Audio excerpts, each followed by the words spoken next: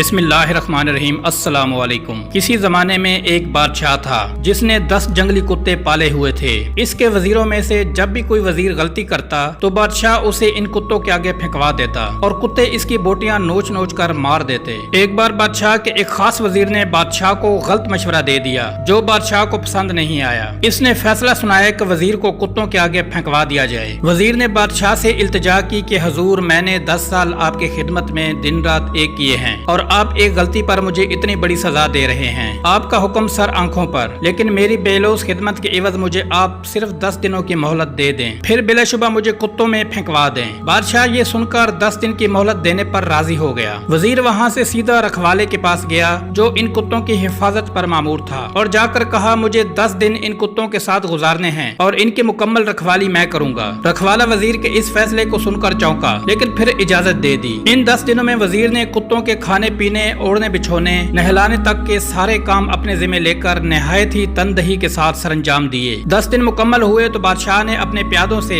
वजीर को कुत्तों में फेंकवाया, लेकिन वहाँ खड़ा हर शख्स इस मंजर को देखकर हैरान हुआ कि आज तक न जाने कितने ही वजीर इन कुत्तों के नोचे जाने से अपनी जानें गवा बैठे हैं, लेकिन आज यही कुत्ते इस वजीर के पैरों को चाट रहे हैं। बादशाह ये सब देखकर हैरान हुआ और पूछा, क्या हुआ आज इन कुत्तों को? वजीर ने जवाब दिया, बादशाह सलामत, मैं आपको यही दिखाना चाहता था। मैंने सिर्फ 10 दिन इन कुत्तों की खिदमत की और ये मेरे इन 10 दिनों में किए गए एहसान नहीं भूल पा रहे हैं और यहाँ अपनी जिंदगी के 10 साल आपकी खिदमत करने में दिन रात एक कर दिए, लेकिन आपने मेरी एक गलती पर मेरी सारी जिंदगी की खिदमत गुजारी को पश से पुश डाल दिया। बादशाह को शिद्दत से अपनी गलती का एहसास हुआ। सबक, गलती हर इंसान से होती है, इसलिए इसे इंसान कहा जाता है। अगर गलती ना करे तो इसे फरिश्ता कहा जाता। इसीलिए अपनी गलतियों को महसूस करते हुए दूसरों की गलतियों को माफ करना सीखें।